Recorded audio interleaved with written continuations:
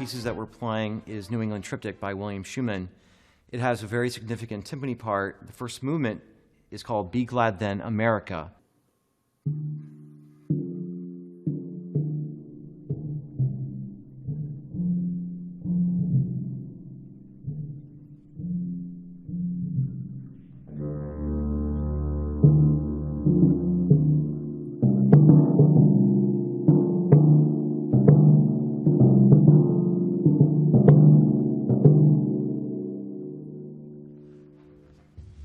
So with this excerpt that I just performed, it's important to play musically, to play with phrasing and interest so that the listener has something to focus in on.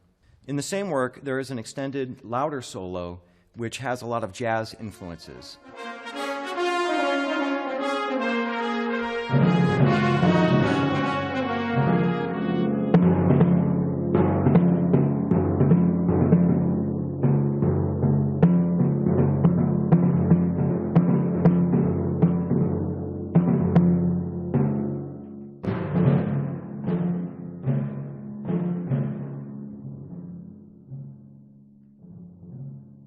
Drums were one of the first instruments in the Marine Band when we started with fifes and drums 200 and something years ago.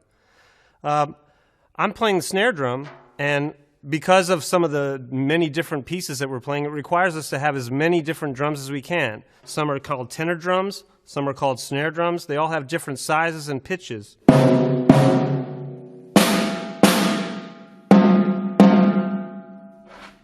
I'd like to demonstrate a piece that we're playing by William Schumann. It's New England Triptych. It's the third movement, Chester. It's actually an excerpt that we play all the time. In fact, it was one of the pieces that we actually had to play to get into the Marine Band.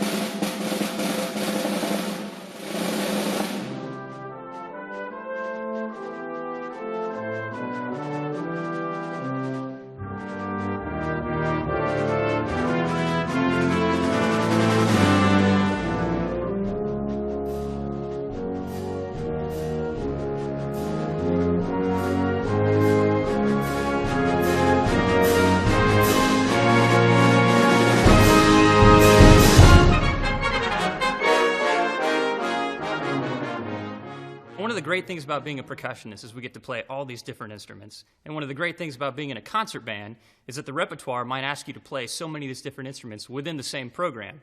Now, one of the pieces we've been performing is Vincent Persichetti's Masquerade for Band.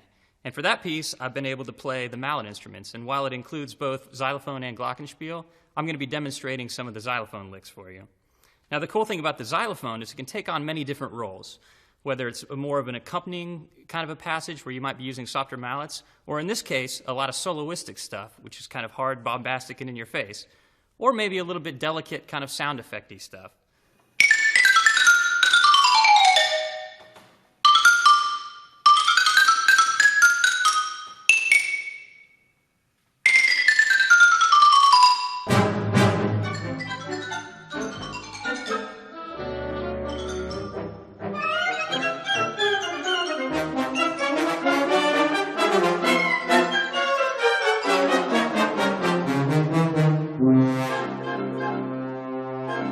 We'd like to give you a demonstration on some of the auxiliary percussion instruments that we play in the section, namely cymbals and gongs.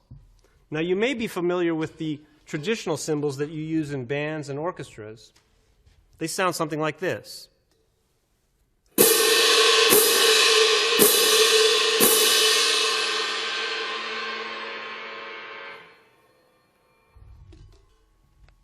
Now I'd like to show you some instruments from China, namely the Peking opera gongs and the Peking cymbals. They have a totally different sound than our traditional cymbals. They come in different sizes and make different timbres.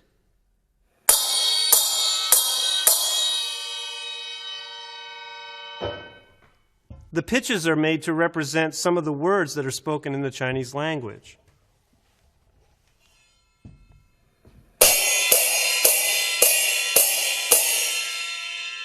You can also do other effects with them.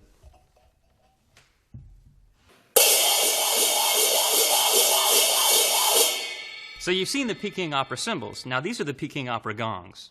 Now when you think of a gong, you probably think of a large tam-tam that gives you that big whoosh sound. These sound a little bit different. These actually have a pitch to them, and the pitch, once you strike it, can either bend up or bend down. Let me demonstrate.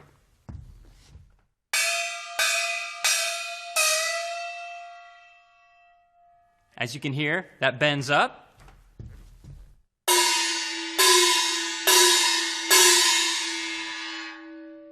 And that one distinctly bends down. Pretty cool, huh?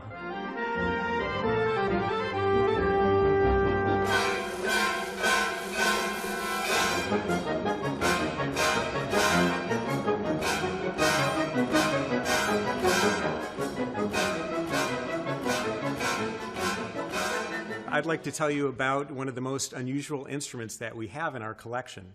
This represents the Deegan staff bells that composer Percy Grainger originally wrote for over 100 years ago. Now, originally, this was a novelty instrument that was primarily used during the vaudeville era. But Mr. Grainger wanted to incorporate the sound of this into his music as part of what he called tuneful percussion, which basically means pitched percussion instruments like marimba, xylophone, bells or glockenspiel, and chimes. So what we have here are Swiss handbells, and they're suspended on a rack, and I'm going to be playing them with some hard mallets. I'll play for you now an excerpt from Grainger's Lincolnshire Posy.